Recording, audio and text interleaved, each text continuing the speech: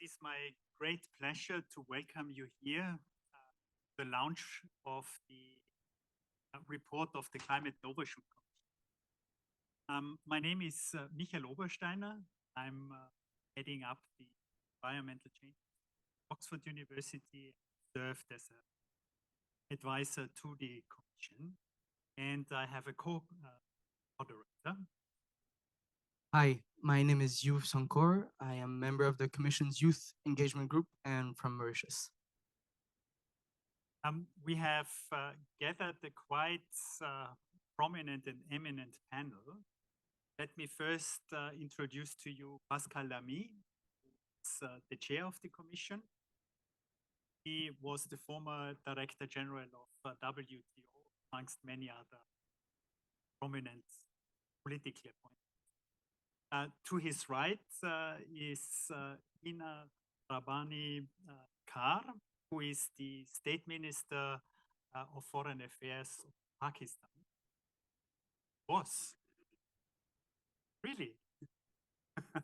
This is news to me. Okay, good that you rectify. To the right is then Arancha González.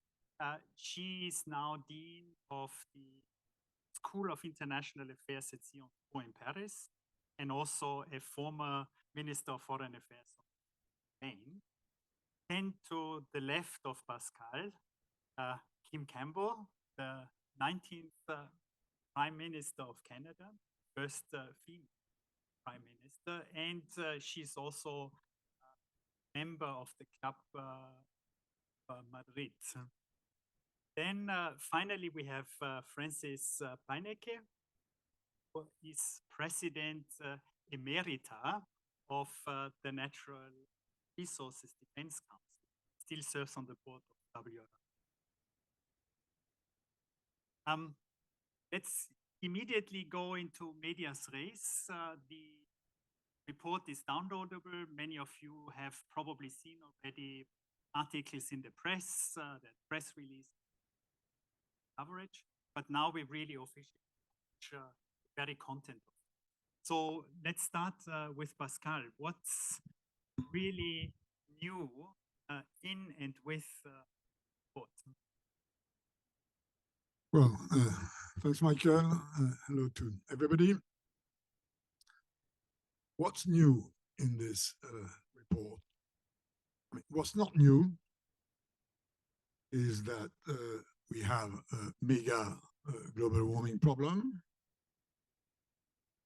What's not new is that we are extremely late in addressing it. Others have said that and repeated that. Last week, this UN report. Today, this WMO plus big pack of other international organizations. And what's not new is that overshoot is now a distinct possibility. And this has been established by science, by UNFCCC, by UNEP, and so on. Now, what is new is, I believe, both the approach we have taken and the result of our work and our deliberations. The approach, because this is the first of its kind, i.e. a global sort of eagle-eye angle on the variety of problems and solutions that are available. It's, to my knowledge, and hopefully to yours, the first integrated view with proposals on each and every of the possible solutions, avenues, actions. The approach is also new, is that it's the first sort of independent panel with people who have no other authority than themselves. the 12 commissioners are citizens of the world. They have their views. It took a bit of time to make sure that their views would align, and that was part of the challenge. They come from 5 continents, one from the Pacific, 2 from Africa and North America, 3 from Europe, 4 from Asia.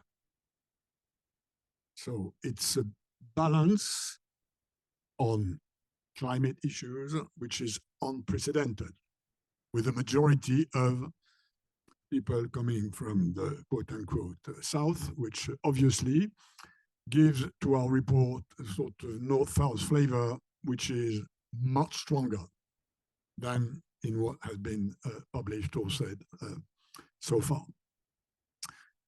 What's new in the approach is that we've worked among ourselves, but with the support of a very solid scientific panel. 2 of them, Michael and Chris, are here today, plus a secretariat of also good and solid experts. And what's also new is that we've had an experience in adopting the formula of a youth group, and Jeremiah being one of the survivors of this youth group. And I think it's fair to say that we wanted to have a youth group involved in our deliberations because we thought that most of us were reasonably old monkeys, me being probably the oldest. So we needed a different approach, a different view, a different tune. And that was the case. And it was the case to a point that at some stage we had problems with this youth group, but we fixed them and on both sides.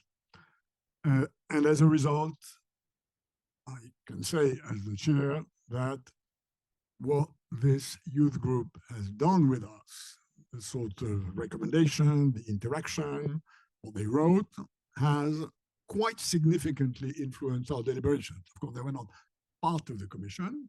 They did not have to sign and approve the report. But it's an experience which I think is quite new and deserves to be repeated. Finally, on the result, I think what is new is that we, I hope, have succeeded in presenting this overall coherent, integrated strategy, what we call CARE, which is looking at the 4 main avenues, and the word care and the order of letters matters. And we've chosen this care symbol because C is before A, which is before R, which is before E.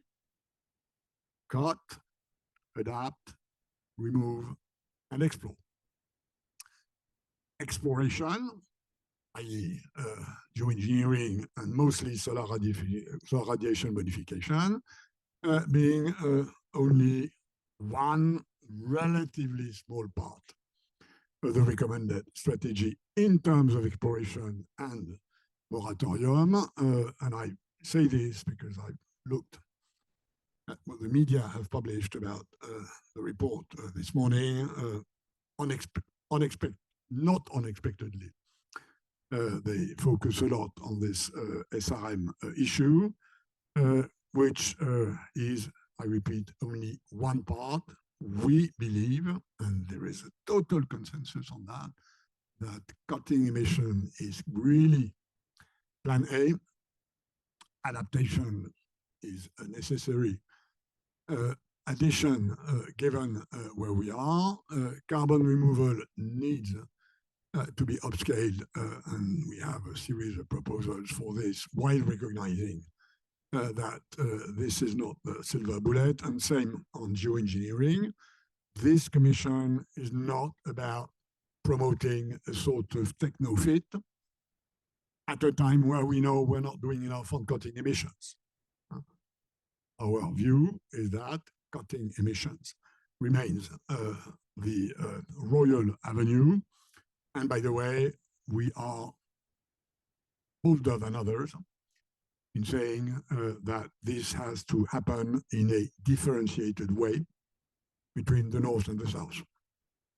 In our view, the North has to stop fossil fuels now, while leaving some time for poorer countries to adjust, which means that the sort of 2050 target should be zero net positive for rich countries, while remaining zero net slightly negative for developing countries.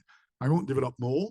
I mean, I could go into what we proposed, take back obligations, and this WTO comparability forum, and this taxonomy for carbon markets, and not least because the finance part of the report is there, because we thought we could not be serious and coherent without entering in how resources have to be found and displayed in these various options, but that's going to be done by colleagues. Now, over to you.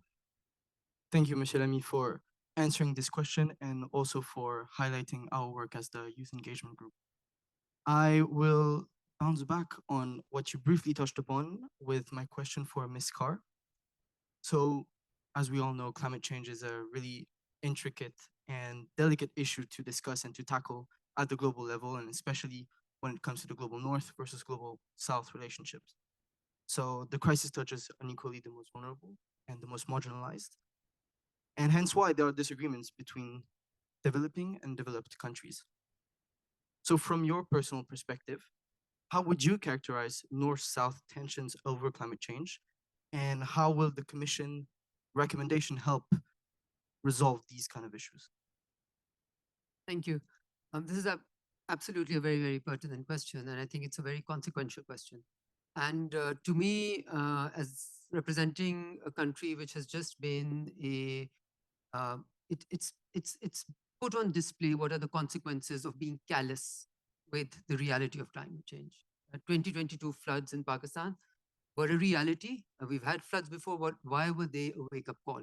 Because this was not riverine flooding, it was unpredictable rate patterns all over the country, which created this massive 33 million people being affected. 90 districts of a country, like countries the size of many European countries, were entirely underwater.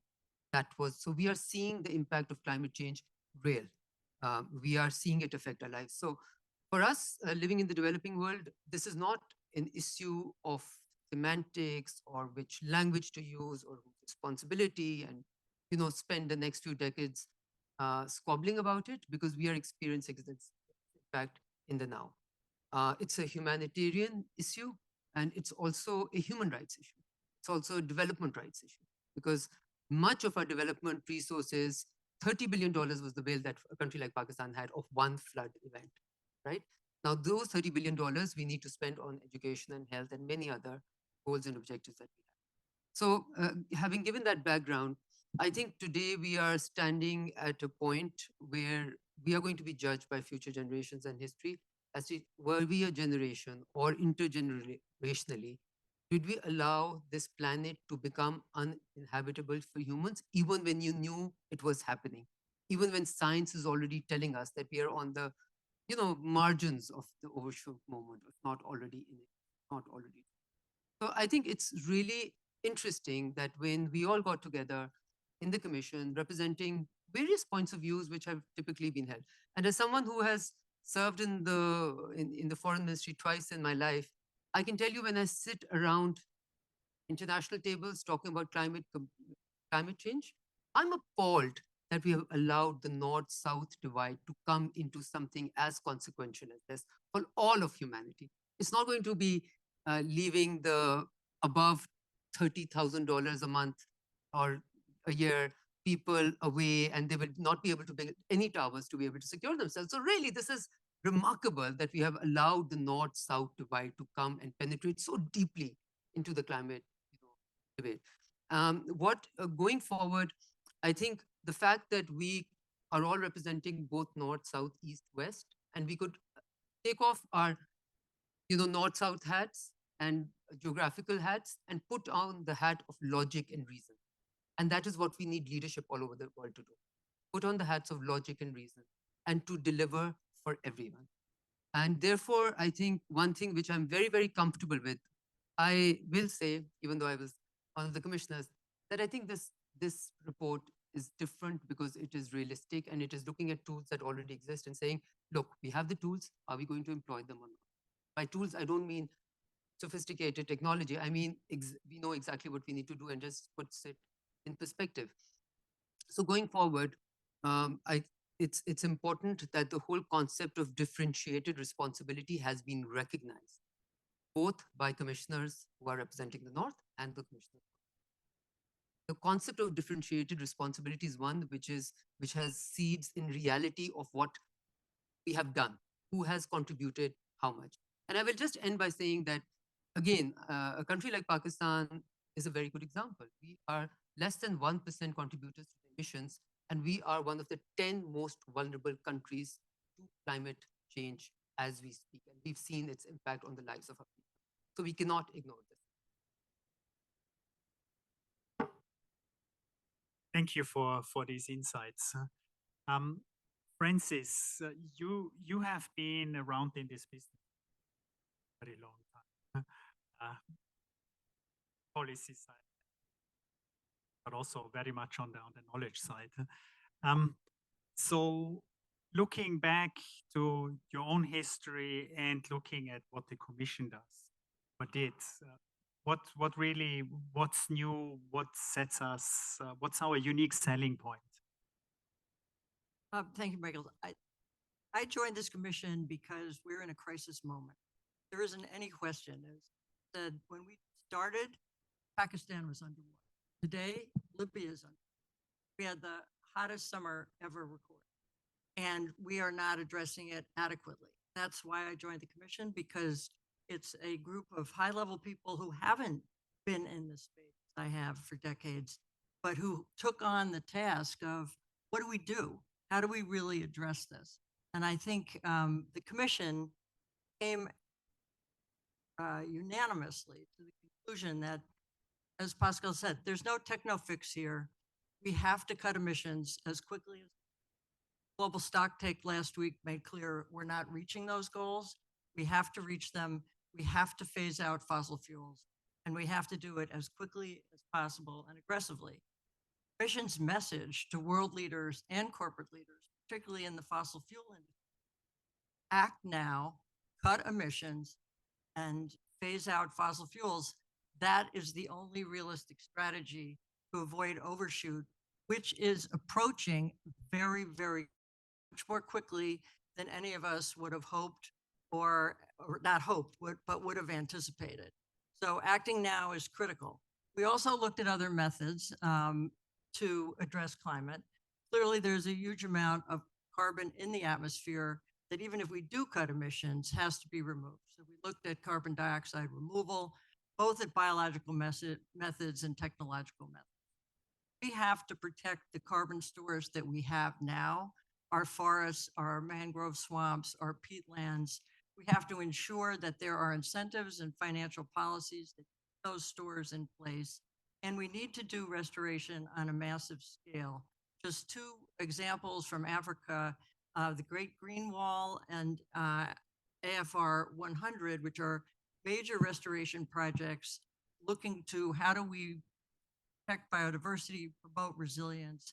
We need to do that all over the world. So biological CDR is a major strategy, and it's available now. And if we don't do it now, we lose that opportunity potentially. So that's important.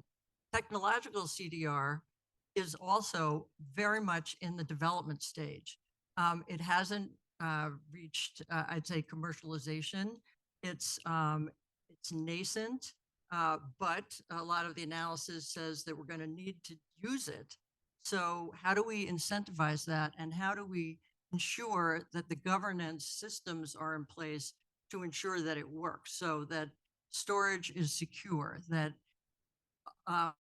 impacts that have to do with effects on communities, effects on ecosystems are considered and taken into account through a regulatory framework. So we need governance and we need incentives. And the Inflation Reduction Act in the United States is an early example of providing incentives that have actually gotten technological removal technologies moving at a faster pace than was anticipated.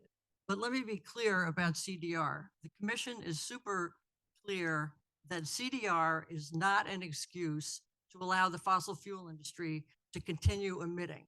We know that the fossil fuel industry is promoting that in some instances, and we are absolutely opposed to that. Carbon dioxide removal is to take stocks out of the atmosphere, not to allow the fossil fuel industry to continue to emit.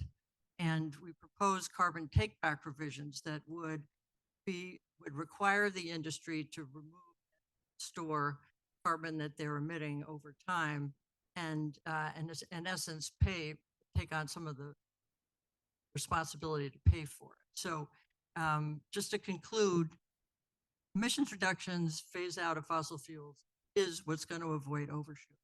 We also have to address the impacts from climate change. Moving carbon from the atmosphere is probably a critical way to move forward, and we need the policy and governance mechanisms to make that work. Thank you, Francis. So my next question is for Agnes Kalibata, who unfortunately couldn't join us today in person, but she is on Zoom right now. Can you hear me?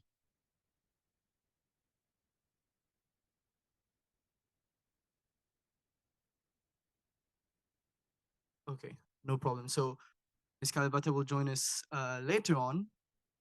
So I will jump directly to Ms. Campbell.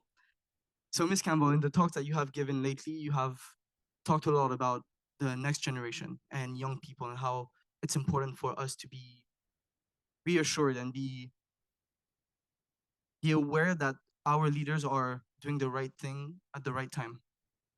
So talking for myself and the youth engagement group, I think sometimes we're very tired to hear about promises without concrete actions. We have the solutions, we have the promises, but actions is lacking a lot of the time.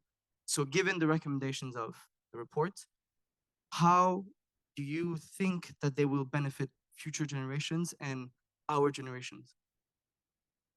Well, thank you, Yuv. I often describe my involvement in this issue as an attempt to try and be a good ancestor. And I want to say that thanks to Yuv and his youth engagement group, many of our discussions were very much heightened by an even increased sense of the importance of generational justice. This is key. That's what everything is about. But let me just focus on three aspects of the report that address this issue, although it's animated by it throughout all of its considerations. As Francis said, we have committed to the need to phase out fossil fuels without any ifs, ands, or buts, or weasel words, or efforts to try and pretend that greenwashing is actually lowering emissions when it's not. We have to do this. This is essential if we are going to create a world which is habitable to the young people who are very active and often extremely positive and constructive in dealing with climate change, but who do not yet have the instruments of power in their hands in major global governance or in organizational settings. And it is important that by the time they get to the stage where they are in the driver's seat, that they are not facing an even greater disaster than what we are looking at now, with overshoot being hovering as a very distinct possibility in the near future. So that commitment to facing the reality about phasing out fossil fuels is, I think, an important part of the Commission's decision recommendation, but one that very much also represents our understanding that our obligation to future generations requires us not to be weaselly on that issue, requires us to face it. Secondly, we have also recommended how important it is and the importance of financing adaptation, finding the tools. And we know from COP last year that the loss and damage principle was adopted, because as global warming is happening, as the terrible extreme weather events that Hina spoke about in Pakistan and other parts of the world, we run the risk of having lost generations of young people whose health, nutrition, and education is disrupted by climate change. And these are young people we need to play an important role and to whom we owe a moral obligation to allow them to have lives. So the commission was very determined to take on this question of adaptation and what it means. It is not a substitute for reducing emissions. It is not a diversion. It is not a distraction, but it is an essential part of ensuring that as we reduce emissions, we will have a world with young people who can take on their roles and responsibilities as the next generation. So I think that's a recommendation that directly addresses the need for future generations. And finally, our discussions of geoengineering, solar radiation modification. We have taken a cautious approach because we simply don't know enough now to take a position. But we also believe that it is important to do the research, because future generations may find themselves in a circumstance where there are such technologies that could ease some of the pain or buy some time. And if we don't know those answers, then we allow people in a stage of panic or distinct worry, given the effects of climate change, to perhaps take on risks or make decisions that are not in the best interests of everyone.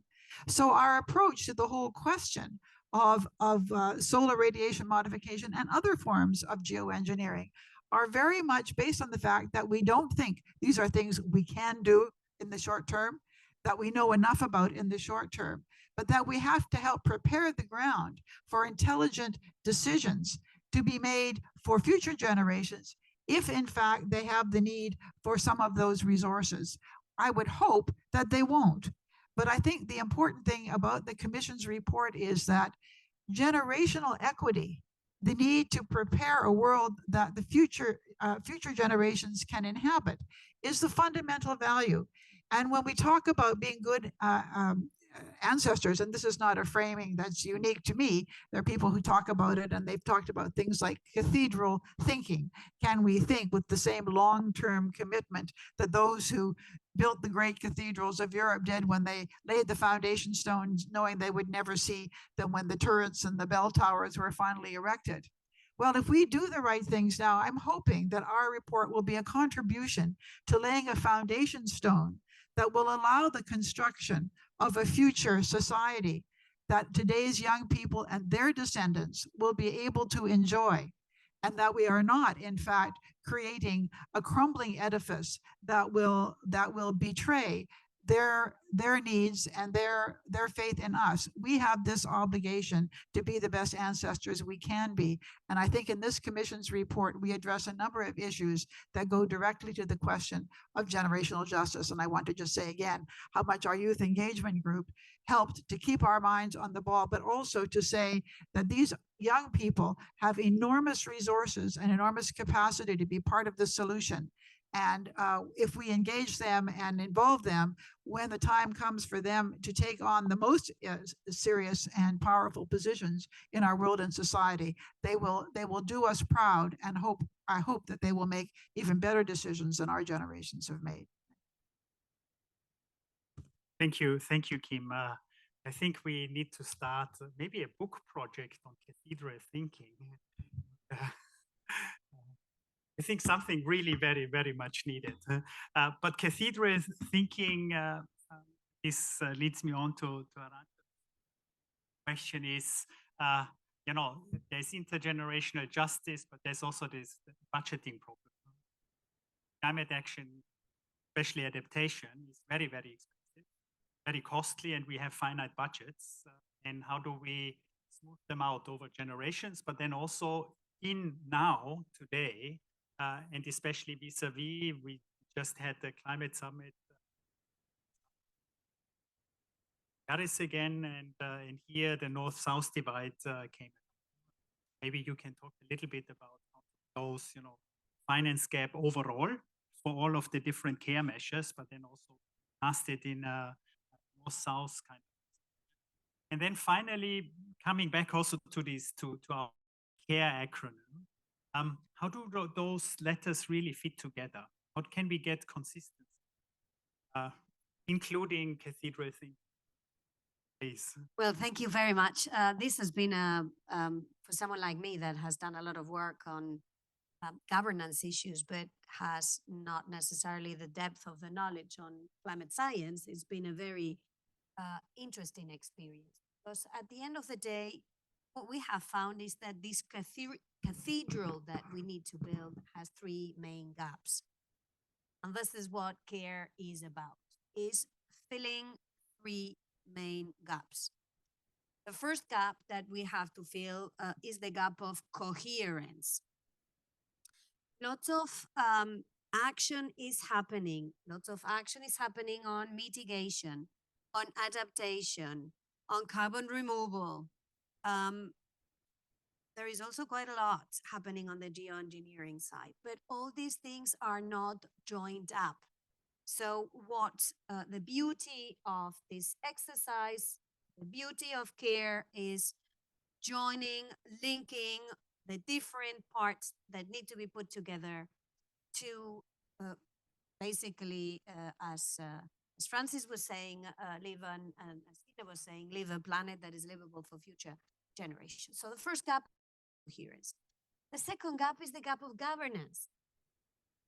If you, and this is another red thread that runs through the entire CARE construct. If you look at a lot of what needs doing, take on an adaptation. We need matrix. We need matrix to know how to plan. We need matrix to allocate financial needs. We need matrix to understand how do we measure progress.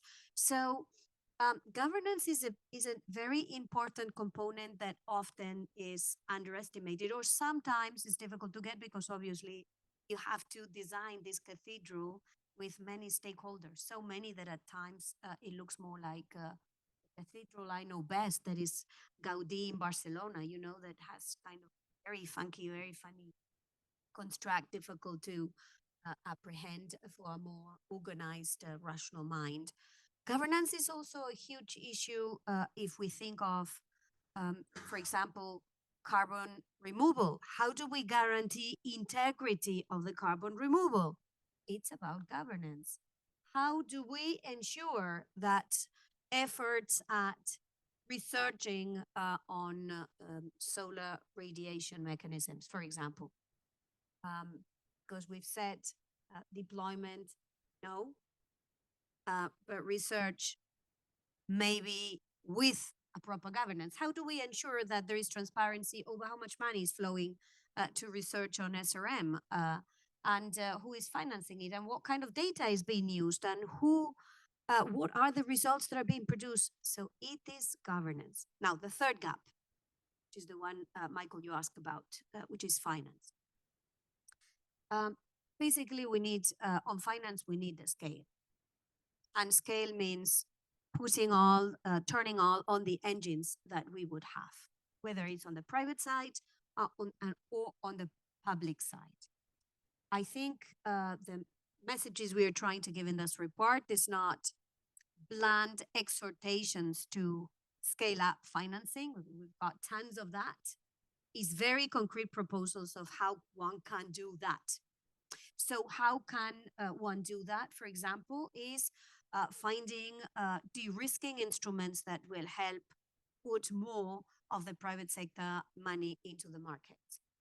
Or, for example, changing the mechanisms to assess risks in multilateral development banks that would allow them to take greater risks, quote unquote, in financing climate change. Or, for example, in redefining financial standards that will give us proper integrity over what is really conducive to fighting climate change and what is effectively just an exercise at greenwashing. So very concrete practical examples, including in an area that, for example, is extremely interesting for the South, because it's an untapped area, which is that of carbon markets. Many countries are sitting on an incredible wealth but they just simply cannot use this because these carbon markets don't exist. Take the example of Africa. How do we unlock those carbon markets? With integrity. So the proposals, the recommendations on the report are, I would say, actionable. So they are doable, they are scalable, and they are practical. And that's why we think this exercise can make a difference. Back to you, Mike. Thank you. Well, thank you very much for your answer. We thank you everyone for answering our questions. We will now go on the second part of this session, which is the Q&A session. So if you have any kind of questions, would you please raise your hand, tell us your name, where you are from, and who your question is for. We will welcome our science advisor, Mr. Chris Field, that will also be answering any questions. So the audience, the floor is yours.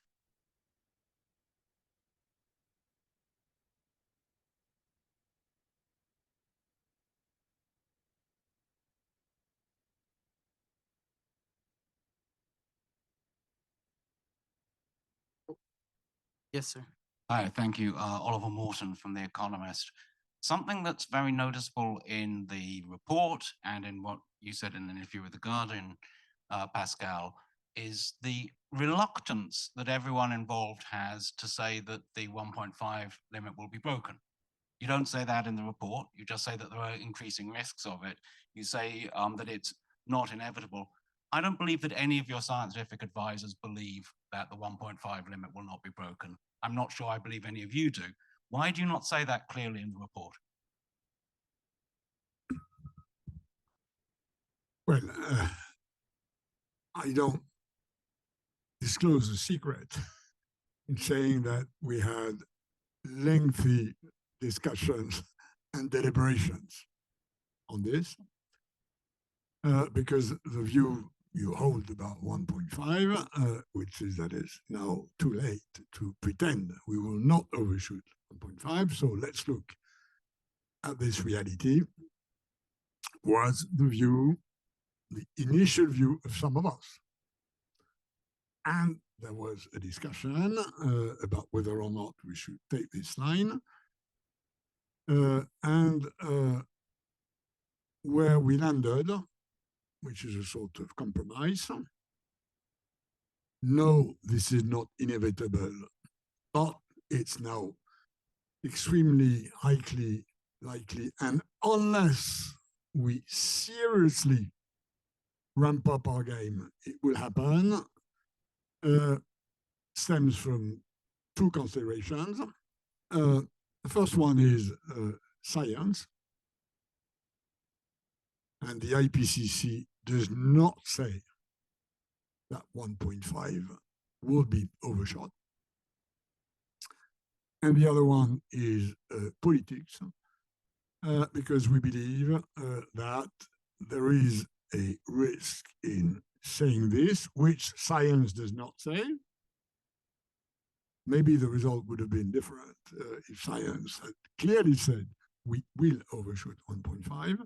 That there is a risk of a sort of demotivation of a large number of constituencies, which we really need on board to push this. So that's the reason why we kept the name, the initial name of the commission, which is the Climate Overshoot Commission, and we really want to attract attention and what we say about why we are where we are.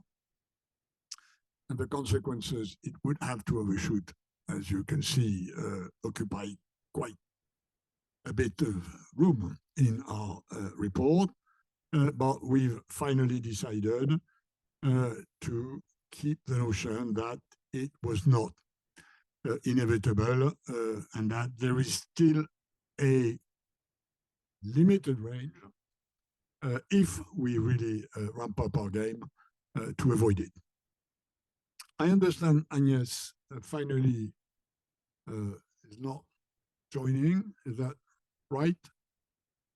She's not joining. Okay. So, I mean, sorry about that. It's probably some sort of a technical glitch. I just want to have a word on that because, in a way, the reason why we had asked Agnès to join, although she's at home, is not that we needed one more woman on stage. This result has been achieved, but that she probably, I mean, Agnès is a formidable expert of agriculture. She was the agriculture minister of Rwanda. She's now in charge of African Farm and Agricultural Organization. And she's probably been the one, again, without disclosing our deliberations, that has insisted the most on adaptation. She's an African woman coming from Rwanda, spending her time on how to make sure that Africa is better at feeding itself. And she was the one that really said the A has to come after the C. C-A-R-E. The reason why we found this order and this world is because of Agnès. The reason why we've proposed, for instance, to adapt the JETSP formula to adaptation, that is not just having national plans, but having an international financial machinery to finance it, like the one that has been invented in after Glasgow on decarbonation, the famous JSP programs in Indonesia, Vietnam now, Senegal, and the first one was in South Africa. And she's also the one that has insisted, and this is in our report, that we should be better at providing proper metrics for adaptation. Adaptation is a very local issue. We call it a sort of hyper-local issue, but we clearly lack instruments, numbers, metrics which allow various adaptation pathways to be comparable with each other and in a way prioritize. We know it's extremely costly. We know we have limited resources, although we should increase them. So I just wanted to, at this point, because I think she would have made this point knowing her, and her absence has to be somehow addressed. Sorry for being a bit longer in my answer. Thank you. Thank you, Mr. Lamy. Another question from the audience? Oh, I see. Thanks, Lily Fu with the Center for International Environmental Law. I'm really great. It's great to hear about the appreciation for the youth engagement in this process. I wonder why they don't have more space to speak for themselves in this event, though, beyond the right co-moderation. And then on the moratorium on solar geoengineering, the call coming from this commission, it differs in a significant way from the de facto global moratorium that the CBD agreed in 2010 that is referenced in the report, because the CBD decisions only exception refers to small-scale scientific studies in controlled settings. So some of the advisors to this commission and the Secretariat are actively involved in research involving potential outdoor experiments of that kind. So my question maybe to Pascal Lamy is, how controversial was this position in the commission? Noting some commissioners have left already. How did the commission deal with the potential conflict of interest in this area? What do you make of the recent decision by the African ministers for the environment to who are calling for a non-use agreement on solar geoengineering? Thank you. No, I mean, this would be a problem for us if the Commission had recommended to widely open the door to solar radiation modification. This is not the case. Solar radiation modification, by the way, did not take that large a part of our deliberations. It took quite a large part of the preparatory work because most of us are not physical engineers and may not be familiar with aerosol spreading in the stratosphere. And it was the case, so we had to learn. And that's the reason why we have We had in the team that helped us a few specialists of this. They were there not because there was a sort of a plot behind the scene that the Commission should be nice with solar radiation modification. They were there because we needed to learn. And by the way, I think this is not the case for the three scientific advisors, Chris, Thelma, and Michael, which were the sort of frontline scientific observers. So where we differ from the ones who say this should not be open is exactly because of what Kim said, at least in my case, of trying to be a reasonably good ancestor. We cannot leave stones unturned given the magnitude of the problem we have. And the way we've tried to frame the corridor of possibility is narrow. It's the first time looking at other publications, including the recent UNEP one, is the first time that we provide what we believe is a clear set of parameters for research and for experimentation with orders of magnitude, with not just principles, and there were principles that were worked at the Oxford Martin School many, many years ago. I remember that because I was in the advisory board of the Oxford Martin School at the time. What we've done is propose a set of precise parameters that define what a risky experiment is like, and that constrained these risky experiments while recognizing that we need more science. And that's the final part of my answer to your question, where we differ from some is that we believe that saying this should not be researched is, in a way, philosophically not the way to go.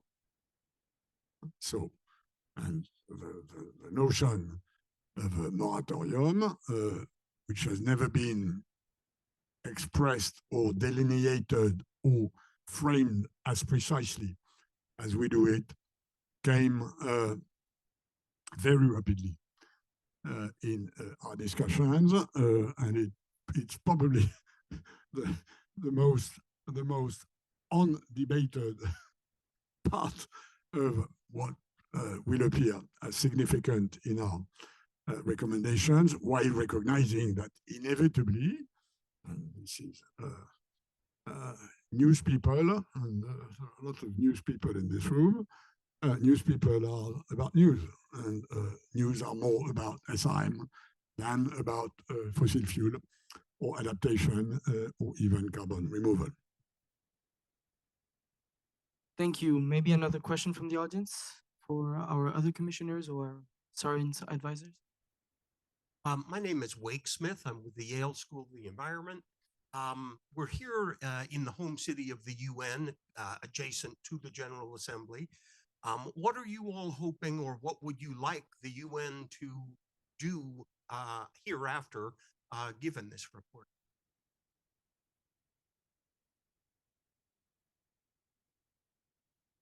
So, we have a whole UN fabric to deal with climate change.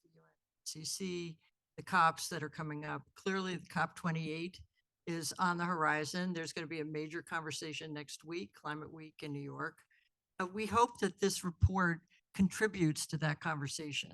The call for phasing out fossil fuels, which is very much in conversation right now, but it is not moving forward as much as we think it should. So having that be a primary recommendation, we hope that it's taken up and that the meeting officials responsible for these various meetings use the report as a means to advance that goal.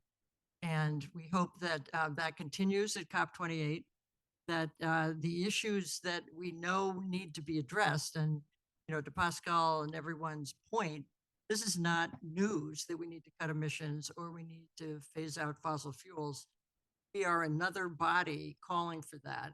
And we're really focused on the urgency and the immediate threat of crossing the 1.5 goal that we're all working hard to achieve. So, this is a report that we hope adds momentum to the very strong action that and call for that is taking place across civil society and across a lot of sectors of society, but not all of them. So we hope we're adding to the momentum, and we stand ready to participate in that to the extent we can. As a short compliment, first, after this session, we are going to go to the UN and have two meetings, one with the group of small islands and its states, and the second one with the boss of the UNDP. The UNSG is not in town today. We met him, and we work quite closely with World Meteorological Organization, UNEP, UNDP, the team of the UNSG. We, as Francis say, will be presenting and discussing the report in Dubai during the during the COP. And in the meantime, we have a variety of interactions. So we believe that UN is the place where the conversation needs to be activated. And we hope that our proposals and the sort of sharpness of some of these proposals as compared to other documents which are drafted by diplomats with a bit of on the one hand, on the other. There's nothing in this report which is on the one hand and on the other. We only have one hand. And I think this is a sort of style characteristic which we agreed to adopt from the very beginning among us, and which, and I'm, by the way, extremely grateful to the commissioners to have accepted this way of doing things, because it necessitates more compromise in a way, and it takes more time, and it sometimes is more difficult. So what we hope is that with this UN animated dialogue, and there are quite a large number of UN organizations and programs who are involved, we will help the lifting the UN game, because this is where it needs to happen. Thank you. There's a question. Arnaud Yes. Leparmentier, Le Monde, just to follow up on this question. How do you expect to have some action on the ground? Because for the time being, it's venture capitalists that are doing the job of solar radiation research. They say that launching a balloon is as easy in the US or more easy than repairing its own house. You have nothing as a regulation. So, well, if suddenly a guy puts 1.5 billion on the things, how are you going to do? The states will say, okay, we do our own business. So is really the UN the playing field and not each state? Thank you. Yeah, I think you're right. I would say that the purpose of this report is not just to target the UN and its different bodies, but it's also to target a wider public. It's to target financial institutions, and there is already a lot of work happening with financial institutions to define standards, for example. It's to address research institutions. The governance of research is not something that the UN will impose on any research organization, but if you create pressure by pointing at potential solutions, you're and to research organizations, to universities, 3 universities, for faculties, to philanthropic organizations, accept that there has to be a set of rules of the game, you're creating pressure. So this report is not just about giving solutions to governments that will be sitting in the UN.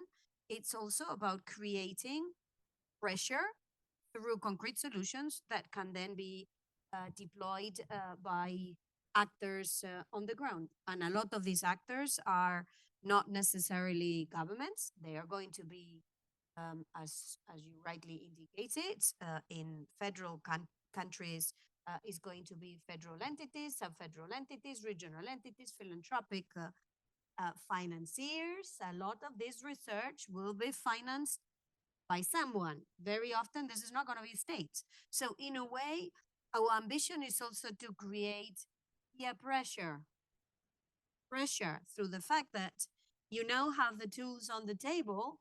Let's see who takes the tools and let's see who does not take the tools. Thank you.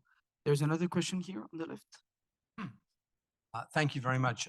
Jonathan Weiner from Duke University and also University Fellow at Resources for the Future. Thank you so much for your report. My question, relatedly, is also about governance and coherence, the important points that you raised, González, in your remarks, and specifically about SRM, solar radiation modification, where the Commission report calls for a moratorium on deployment and also expanding research. How do you envision the governance and coherence of those recommendations? Should there be an international institution, perhaps an existing body or a new body that would take up the coordination and oversight of such a moratorium? And how would that be connected coherently to the other climate actions in your CARE array of policies, mitigation, adaptation, removal, and so on? Thank you.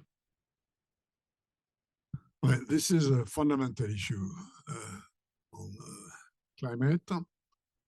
If we had worked 8 more months on these recommendations, we probably would have spent 3 or 4 months to come on this, because it's a fundamental issue. And the reason why we are in this situation is very simple. Although the Paris Agreement of 2015 created a global framework of governance for global warming, it is based on the N of NDCs. And the N of NDCs is nationally determined contribution, which is why we have a big coherence problem. And I can see that on the trade side, which have not totally left, where nationally determined decarbonation plans lead to trade measures that for the moment are, let's say, incoherent. The EU does it its way, the US does it its way, Norway its way. So we have this problem, and we probably need to be better at integrating in the international system this variety. I mean, let me take 2 examples on oceans, which is an issue I'm heavily involved in. It took us years to have an ocean pavilion during the COPs. And this is absurd given the huge role that ocean play for climate and that climate plays for ocean. It's the first year in the COP28 that, thanks to heavily lobbying of Ngozi Okonjo and a few friends of her, among which I count myself, we will have a serious discussion on trade, on the trade environment nexus in Dubai. So these 2 examples show that it's very difficult for the moment to have one place, one table where these issues are discussed together. We believe we provide the necessary intellectual platform for that with the report.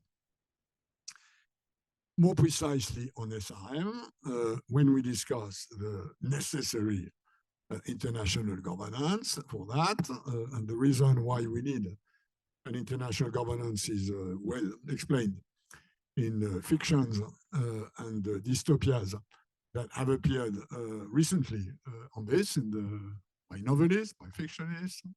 There's a book that has appeared, which is not yet translated in English, in German, by a famous Austrian fiction writer last March, which is called, I'm not doing any commercial, which is called Degree Celsius, and which is about a country, the name of which I will not disclose, not because you really have to buy the book, but which is precisely about a country launching a big SRM experiment, which works, by the way, until the moment it is sabotaged.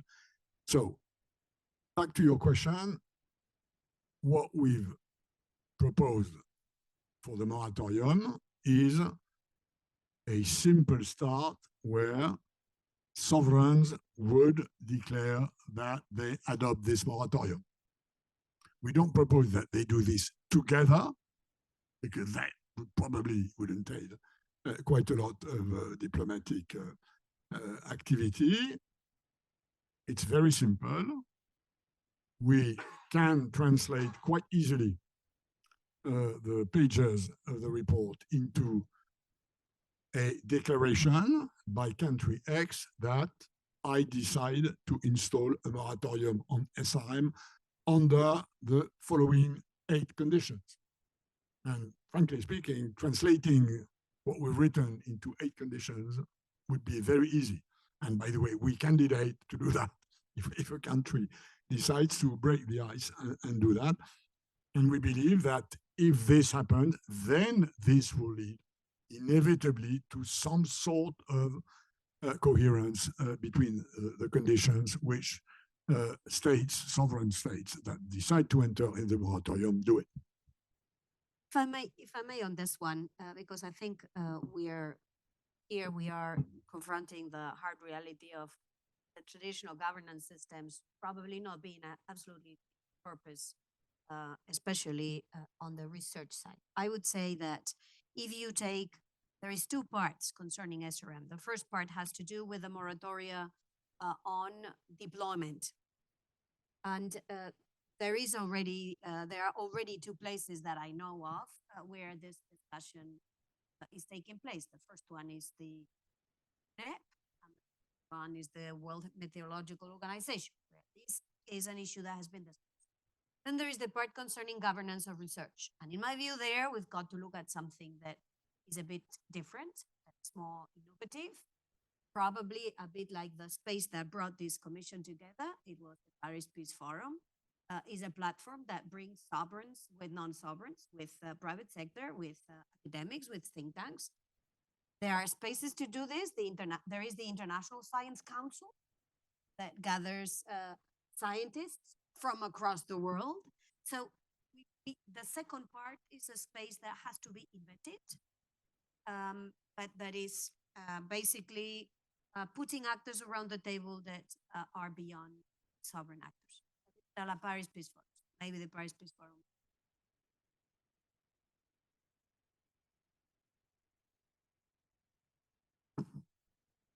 Chris, you led National Academy reports. Did you make any conclusions on those lines? Well, I think the comments that you've already heard from Pascal and Arancha have really set the stage. The Commission is really clear on the need for a moratorium and the need for a coordinated research program to explore the possibilities. The governance of those is a huge challenge that the Commission has not yet spoken to, and where we really need future progress to nail down the institutions that are going to be responsible for site and regulation of what happens next. Good. No more. Thank you. Is there any more questions from the audience? Do you have some countries in the pipelines that are going to declare they approve your moratorium? France, someone in European Union, some islands? I'm sure you have some names.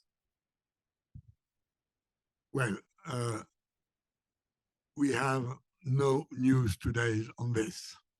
That's my circumvoluted answer. Thank you. Any more Very questions?